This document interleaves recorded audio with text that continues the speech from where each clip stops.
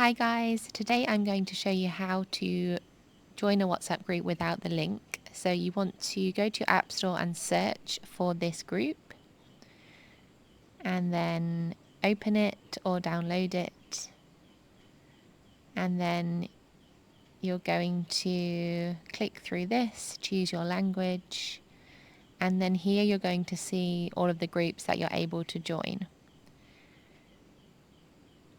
So if you click at the top on the little Rubik's Cube grid on the right hand side, you can see all of these categories. So let's take a look in the music category, for example, and then it brings up all of these potential groups for you to join.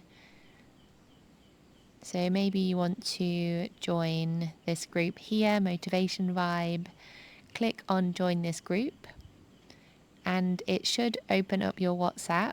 Unfortunately, I'm using WhatsApp Business, so I don't think it's connected, but it will open up your WhatsApp and give you access to the group. Thank you for watching. If you found this useful, please do like and subscribe to this channel.